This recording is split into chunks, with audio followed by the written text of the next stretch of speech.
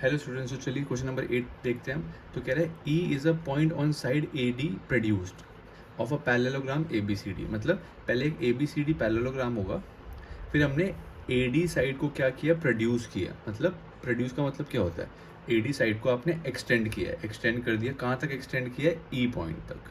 यहाँ तक समझ आ गया कि ए बी सी डी एक पैरेललोग्राम है और ए डी को आपने एक्सटेंड किया टिल पॉइंट ई।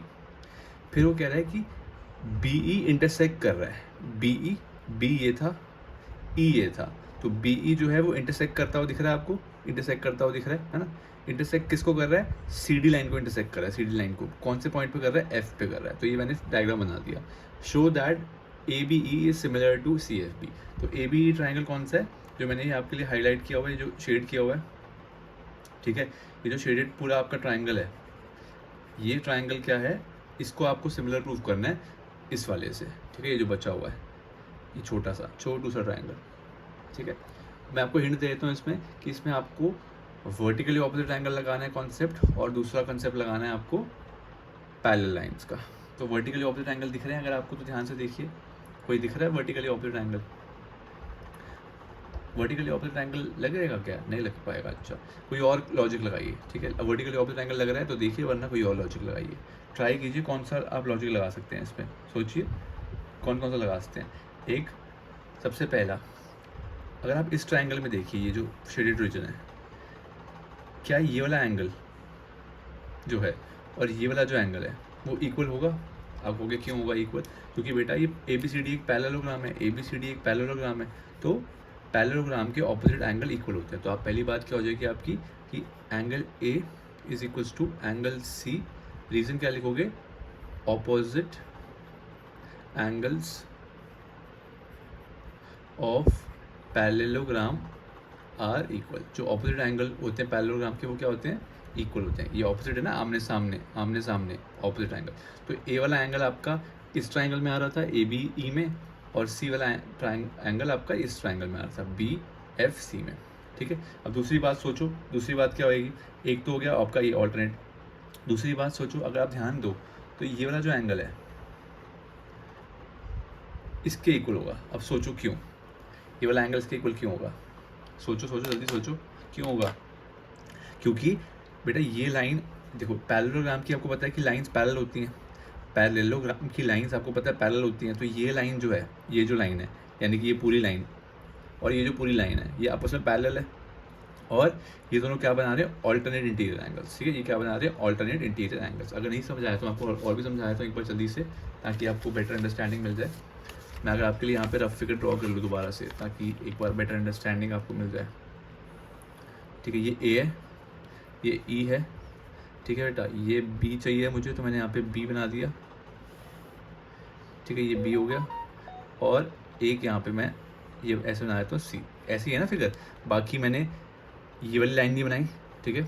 मैंने ये बना दी है लाइन, बीच वाली नहीं बनाई, ठीक है, ताकि आपको सारा समझ आ जाए। देखिए एक बार, यहाँ पे मैंने मार्क किया और यहाँ पे मैंने मार्क किया। अब ध्यान से देखना बेटा, ये वाली लाइन जो है, ये वाली लाइन और ये वाली लाइन है, ये लाइन पैरेलल है। क्यों पैरेलल है? बिकॉज ये पैरेललोग्राम था, A B C D parallelogram था, तो यानी कि ये लाइन और ये लाइन पैरेलल थी, ए डी और बी सी पैरेलल थी। Opposite sides of parallelogram are parallel. Opposite sides parallelogram की पैरेलल होती हैं। जब ये और ये पैरेलल है तो इसको, इसी को तो आपने एक्सटेंड किया है, इसी को तो आप आगे लेके गए हो, तो ये पूरी लाइन और ये पूरी लाइन भी क्या होगी, पैरेलल होगी। तो यानी कि ये लाइन और ये लाइन जो ड्रॉन है वो क्या है आपस में, ये दोनों लाइन क्या है, पैरेलल है। मैंने आपके लिए ऐसा था ना फिगर, मैंने आप लोगों के लिए समझने के लिए ऐसा कर दिया। और ये दोनों एंगल कौन से होते हैं, ऑल्टरनेट इंटीरियर एंगल, क्योंकि एक लेफ्ट पे है और एक राइट साइड पे है, और इंटीरियर एंगल्स है, तो ये कौन से होते हैं, ऑल्टरनेट इंटीरियर एंगल्स। एक बार फिर से यहाँ पे भी दिखा देता हूँ। ये पैरेलल लाइंस है, ये वाली जो टेढ़ी जा रही है ट्रांसवर्सल लाइन है। तो जब भी जेड बनता है, जब भी जेड फॉर्म होता है, जब भी जेड फॉर्म होता है पैरेलल लाइंस में, तो आपको पता है कि क्या बनता है, ऑल्टरनेट इंटीरियर एंगल्स। तो यानी कि angle A E B, angle A E B is equals to angle C B F, angle C B F. Reason क्या लिखोगे, ऑल्टरनेट इंटीरियर एंगल्स। क्लियर? अब आपको पता है दो एंगल्स इक्वल हो गया तो सिमिलर हो जाएंगे ट्राइंगल, बस सिंपल। तो आप लिखेंगे triangle A B E is similar to triangle C F B. कौन से रूल से? By double A, similarity rule या सिमिलैरिटी क्राइटेरिया। ठीक है, सिंपल सा क्वेश्चन था। क्या किया हमने? Opposite sides of parallelogram equal, angles equal होते हैं। अगर किसी को ये प्रॉपर्टी याद नहीं थी मान लो, तो मैंने आपको बताया था क्या करना बेटा, याद करो। एक पतली सी कॉपी लगानी जिसमें हर कॉन्सेप्ट आपको ऐड करना जो आपको नहीं आता। तो इसमें मैंने क्या कॉन्सेप्ट लगाया कि opposite angle of parallelogram equal होते हैं, क्लास 9th में आपने किया हुआ है। और सेकंड कंसेप्ट क्या लगाया कि अगर लाइंस पैरेलल हैं, लाइंस पैरेलल क्यों है? बिकॉज पैरेललोग्राम है। तो अगर लाइंस पैरेलल हैं तो ये दोनों एंगल क्या बनाएंगे? Alternate interior angles. तो डबल ए राइट ही जाओगे ना, ये भी एंगल हो गया, ये भी एंगल हो गया, तो आपका ट्राइंगल सिमिलर हो गया। तो 8th क्वेश्चन था ये। अब 9th पे बढ़ते हैं। 9th क्वेश्चन क्या कह रहा है? अगर आप देखें तो 9th क्वेश्चन कह रहा है कि ए बी सी जो है, A B C and A M P are two right angle triangle. A B C यानी कि ये वाला ट्राइंगल एक राइट एंगल ट्राइंगल है, ठीक है। और ए एम पी ये भी एक राइट एंगल ट्राइंगल है, ठीक है। और राइट एंगल कहाँ पे है? बी पे है और एम पे है। Right angle at B and M. Prove that A B C जो है सिमिलर है ए एम पी के। ए बी सी सिमिलर है ए एम पी के, ये आपको प्रूव करना है। तो ए बी सी आपको दिख रहा होगा, ये पूरा ए बी सी। और ए एम पी कहाँ है? ए एम पी, ठीक है। तो एक तो ट्राइंगल है ए बी सी वाला, ठीक है। एक तो ट्राइंगल हो गया A B C, red portion जो मैं कर रहा हूँ मार्क आपके लिए। और दूसरा ट्राइंगल कौन सा हो गया जो रिमेनिंग बच रहा है? कौन सा? अगर मैं आपको दिखाऊं तो वो है ये वाला, ठीक है, ये वाला, ठीक है। ए एम पी, इसको इग्नोर करना है, इसको इग्नोर कर, इस पार्ट को इग्नोर करना है। ए एम पी, ठीक है। तो दो ट्राइंगल है, एक लाल वाला और एक ए एम पी। अब इसमें आपको दो बातें सिमिलर करना है। इनको सिमिलर करने के लिए अब आपके पास कोई साइड की रेशो तो है नहीं, एंगल ही करना पड़ेगा। और एंगल एक आपके सामने है बेटा, दोनों आपके सामने है वैसे तो, बट अगर आप ध्यान से देखो तो एक तो सामने दिख ही रहा है। सोचो जल्दी से, मैं जब तक लिख रहा हूँ तब तक सोचो। हिंट क्या है? एक कॉमन एंगल है, चेक करो जल्दी से, कौन सा कॉमन एंगल है? जल्दी चेक करो कॉमन कौन सा है। कौन सा अल्फ़ाबेट कॉमन दिख रहा है? कौन सा अल्फ़ाबेट कॉमन दिख रहा है? ए कॉमन दिख रहा है, अल्फ़ाबेट दोनों है। और क्योंकि ए दोनों में कॉमन दिख रहा है तो आप एक बार चेक करोगे कि ए बी सी में ये वाला एंगल आ रहा है। I repeat, A B C triangle में जो रेड से मार्क्ड है उसमें ये एंगल आ रहा है ना, ये वाला एंगल पूरा आ रहा है। ऐसी ए एम पी में, ए एम पी इसमें भी ये पूरा आ रहा है। I repeat, A M P में भी ए एंगल पूरा आ रहा है। तो यानी कि angle A is equals to angle A क्या है? कॉमन है। दूसरी बात देखो, 90 वाली बात दिख रही है कोई? अगर आप ए बी सी ट्राइंगल देखो तो बी 90 है। और अगर आप ए एम पी देखो, ए एम पी तो एम 90 है, ए एम पी तो एम 90 है। तो यानी कि एंगल बी और एंगल एम इक्वल है क्योंकि 90 ईच है। और जैसे ही दो एंगल्स इक्वल हो जाते हैं हमारी लॉटरी खुल जाती है और हम बोलते हैं triangle A B C similar है ट्राइंगल ए एम पी के।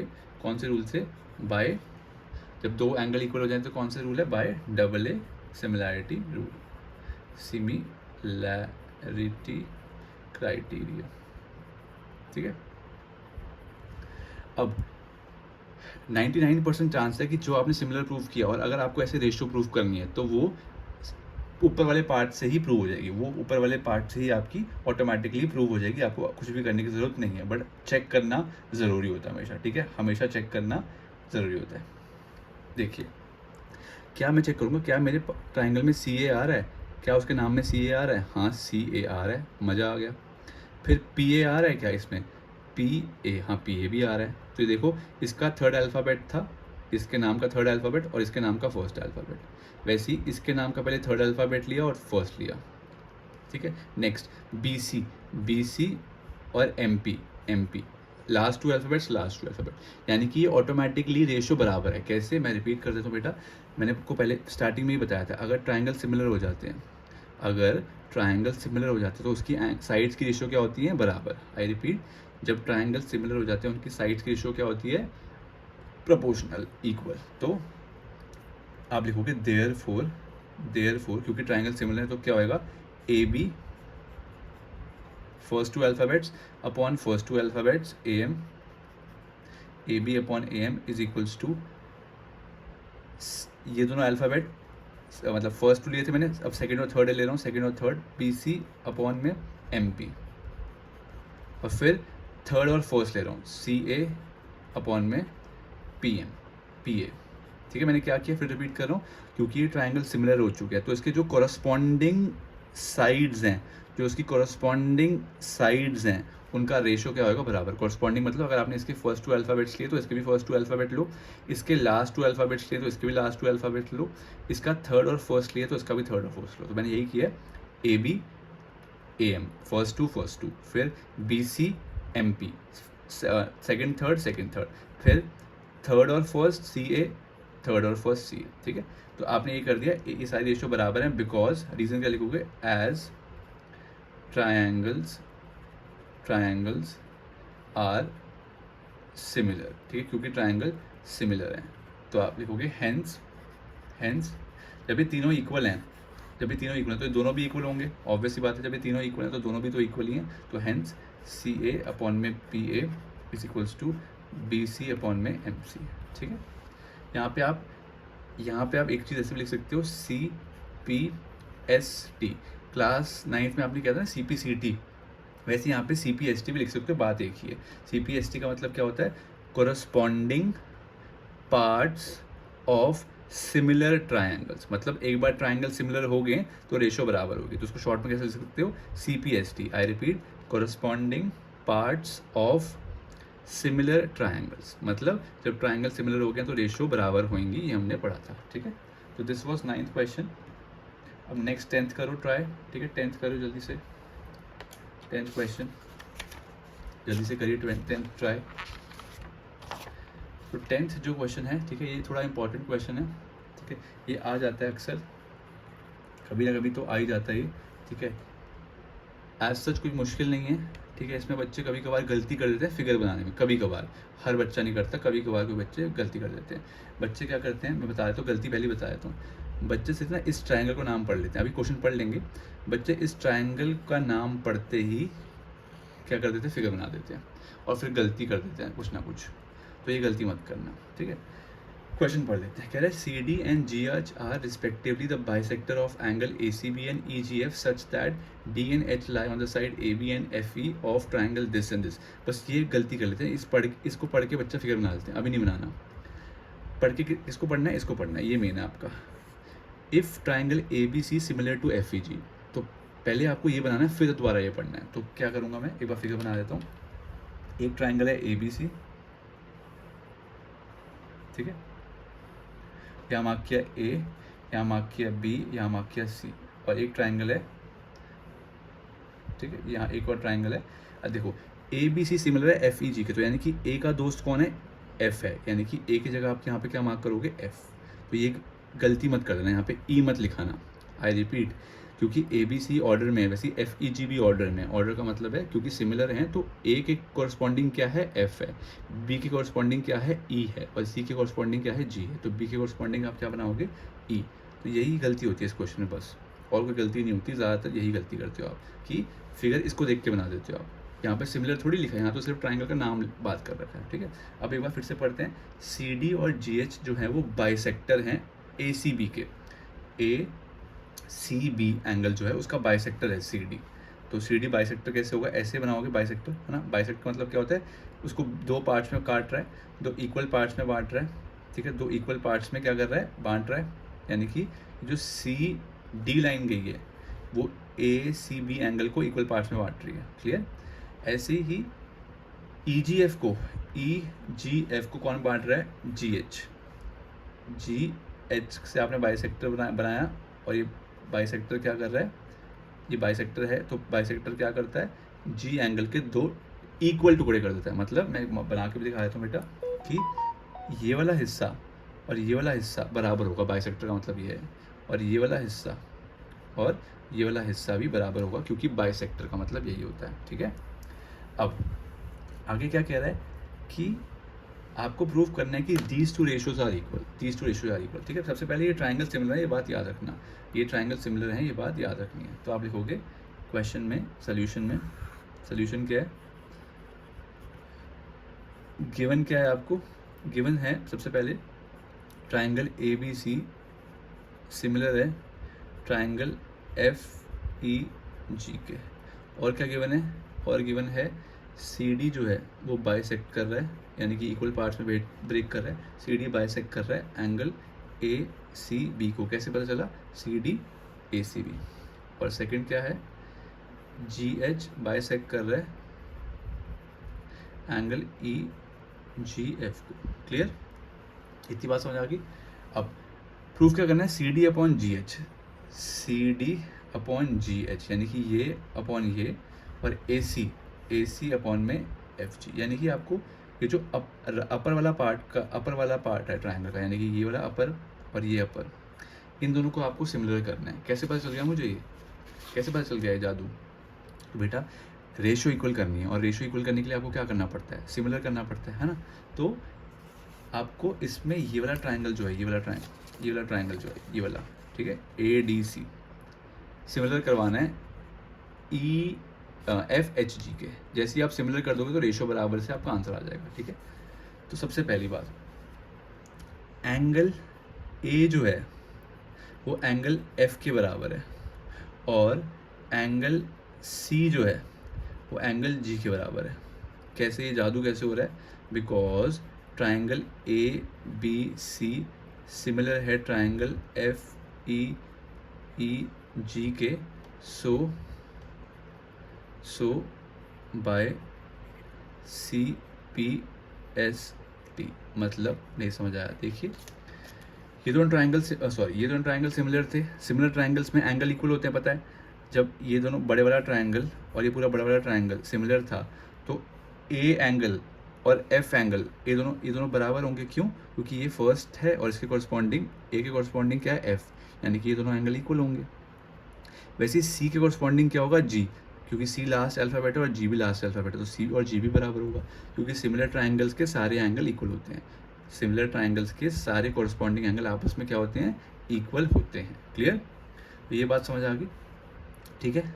अब आप लिखोगे, अब आपको करना क्या था, आपको तो करना था ये अपर हाफ वाला ट्राइंगल इक्वल, अपर हाफ वाला ट्राइंगल इक्वल। तो देखो बेटा, in triangle A D C, check करो ए डी सी ट्राइंगल कहाँ है, and triangle F H G, ठीक है। ए डी सी ट्राइंगल और एफ एच जी ट्राइंगल को देखो, ठीक है, ए डी सी और एफ एच जी। इस ट्राइंगल में यानी कि दोनों अपर हाफ्स में एंगल ए और एंगल एफ बराबर है। कैसे पता, प्रूव्ड अबव इन वन। कहाँ पे प्रूव किया, ये रहा बेटा, इसको 1 नाम दे दो, ठीक है, इसको 2 नाम दे दो। तो ए और एफ बराबर है, ये वाला एंगल ए और ये वाला एंगल एफ बराबर है। क्यों, क्योंकि ऊपर आपने प्रूव कर दिया कि क्योंकि बड़े वाले ट्राइंगल सिमिलर थे तो उनके एंगल्स क्या होंगे, इक्वल होंगे, ठीक है। सेकंड बात, ए सी डी एंगल जो है, A C D is equals to angle F G H. अब इसका रीज़न आपको सोचना है थोड़ा सा, ठीक है, ध्यान सोचना तभी समझ आएगा। तो सोचो एक बार जल्दी से, angle C is equals to angle G, proved above. देखो एक बार, देखते रहो, ध्यान सुनना बेटा। क्या ये पूरा एंगल जो मैंने रेड से मार्क कर रहा हूँ और ये पूरा एंगल बराबर है? कैसे पता चला, C इज इक्वल्स टू जी, ये तो हमने पता है, ये CPST से। मान लो, सिर्फ समझने के लिए मान लो, ये 100 है, ये 100 है और ये पूरा एंगल भी 100 है। मान लो, सिर्फ समझाने के लिए, ये 100 लिया तो ये 100 क्यों लिया, क्योंकि इक्वल थे। आई रिपीट, इसको मैंने अपनी मर्जी से 100 ले लिया, कुछ भी ले सकते हो आप, समझ रहे हो, सिर्फ समझने के लिए। अगर ये 100 है पूरा तो ये भी 100 होगा। क्यों, क्योंकि ये दोनों इक्वल थे, C और G इक्वल थे। क्लियर, अच्छा, अब एक सेकेंड के लिए ध्यान सुनते रहो। जब ये पूरा 100 है तो ये इतना पोर्शन और ये इतना पोर्शन कितना होगा? आई रिपीट, ये पूरा का पूरा 100 था, पूरा 100 है, तो ये आधा कितना होएगा? ये 50 होएगा, 50, और ये भी 50 होगा। कैसे 50-50 क्यों होगा? क्योंकि ये बाइसेक्टर दिया हुआ है क्वेश्चन में। बाइसेक्टर मतलब कि ये जो लाइन है इसके 2 इक्वल पार्ट्स कर रही है। 100 का आधा कितना होता है? 50-50। आई रिपीट, ये लाइन जो है इस एंगल को 2 हिस्सों में बांट रही है, दिख रहा है आपको, 2 पार्ट्स में बांट रही है। बट ये 2 पार्ट्स कैसे हैं? एक पार्ट ये रहा, एक पार्ट ये रहा और एक पार्ट ये रहा।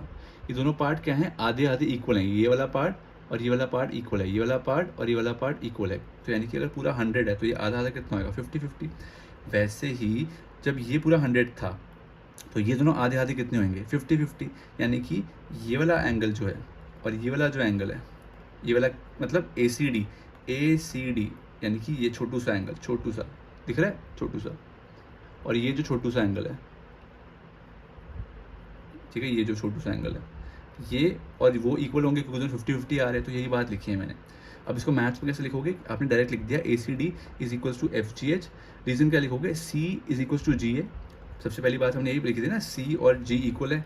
और दूसरी बात क्या लिखोगे, प्लस एंड बाइसेक्टर वाली कहानी भी लिखोगे, and CD and GH are bisectors of angle, यहाँ से लिख रहा हूँ मैं, ACB एंड EGF। ठीक है, रिपीट करूँ फिर से, जल्दी देखो। ये पूरा एंगल ध्यान से सुनोगे तभी समझ आएगा, मज़ा भी आएगा तभी। ये पूरा 100 है, ये पूरा 100 है। कैसे पता, 100 मैंने अज्यूम करा सिर्फ समझाने के लिए, और अगर ये 100 है तो ये भी 100 होगा, बिकॉज सिमिलर ट्राइंगल्स थे तो पूरा एंगल इक्वल हो गया। जब ये पूरा 100 है तो ये आधा कितना होएगा, 50 होएगा, ये आधा कितना होएगा, 50 होएगा, क्योंकि बाइसेक्टर है। अगेन ये भी बाइसेक्टर है तो ये भी 50 होगा, ये भी 50 होगा। यानी कि जब पूरा एंगल इक्वल है, जब दोनों का पूरा एंगल इक्वल है तो दोनों का आधा पोर्शन और आधा पोर्शन भी तो इक्वल होगा। तो वही बात लिखिए और इसमें आपको सारी कहानी लिखनी पड़ेगी। ठीक है, तो अब ट्राइंगल सिमिलर हो चुके हैं, ट्राइंगल ADC सिमिलर हो चुका है ट्राइंगल FGH के बाय AA। ठीक है, AA सिमिलैरिटी क्राइटेरिया। ठीक है, AA सिमिलैरिटी क्राइटेरिया। बट हमें प्रूफ तो करना था रेशो का कुछ। तो जब ट्राइंगल सिमिलर हो जाते हैं, तो आपको पता है रेशो बराबर होती है। ट्राइंगल सिमिलर हो जाते हैं तो रेशो बराबर होती है। तो आप लिखोगे देयरफॉर, इसके आगे लिखोगे therefore AC upon FG, AC upon में FG बराबर है CD अपॉन में CD अपॉन में GH। मैंने पहले फर्स्ट 2 अल्फ़ाबेट्स लिए दोनों के, फिर मैंने सेकंड और थर्ड अल्फ़ाबेट लिए दोनों के। अब मैं लूँगा दोनों के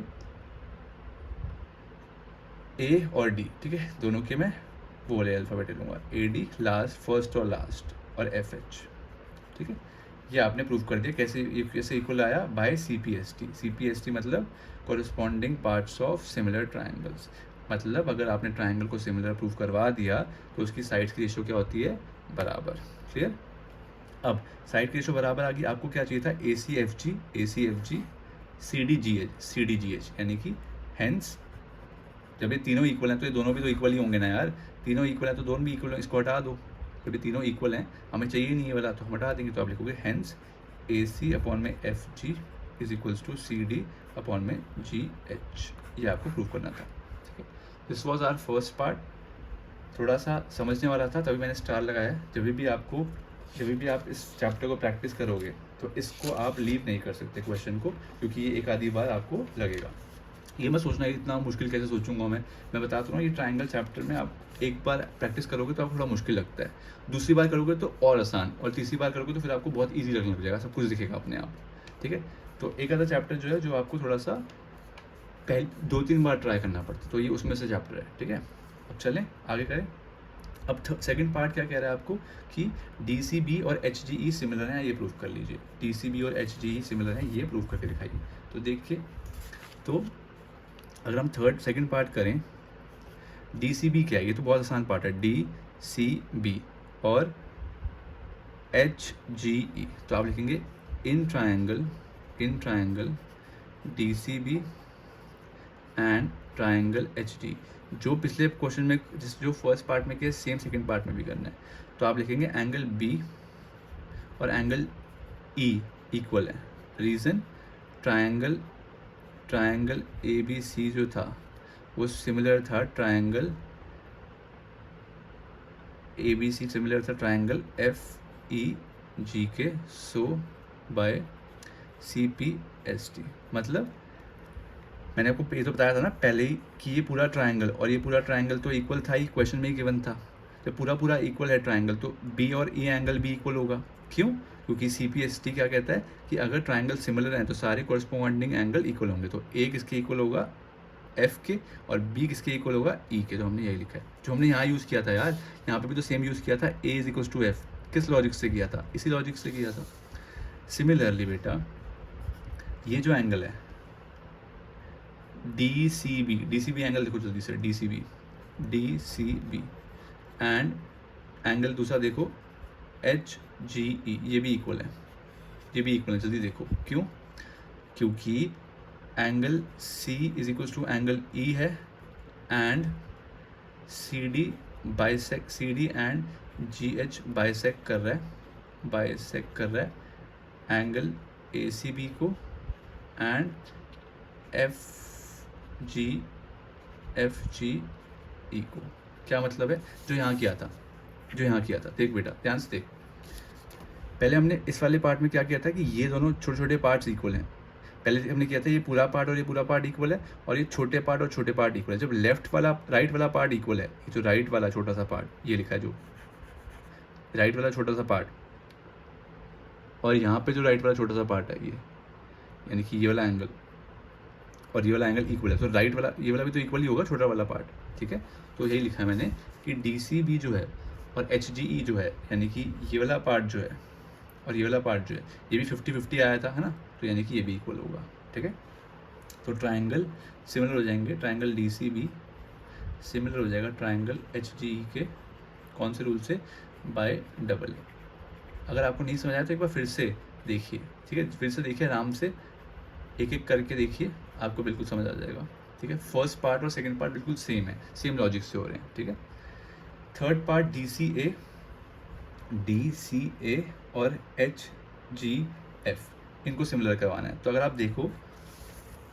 देखो इसको, तो आप डी सी ए और एच जी एफ इसको ऑलरेडी सिमिलर करवा चुके हो, ठीक है, इनको ऑलरेडी सिमिलर करवा चुके हो। तो आप लिख सकते हो फ्रॉम, आप लिख सकते हो थर्ड पार्ट में, from part 1 triangle D C A जो है सिमिलर है ट्राइंगल एच जी एफ के बाय डबल ए से, ठीक है। कैसे, रिपीट दिखाया तो मैं, यहाँ पे देखो ए डी सी था, यहाँ पे भी तो वही है ए डी सी, और यहाँ पे क्या था एच जी एफ, इनको आप ऑलरेडी सिमिलर करवा चुके हो फर्स्ट पार्ट में, तो मैंने लिख दिया फ्रॉम पार्ट 1 ये ट्राइंगल सिमिलर है इस ट्राइंगल से बाय डबल ए क्राइटेरिया, ठीक है, ऑलरेडी प्रूव्ड है, ठीक है, समझ आ गई।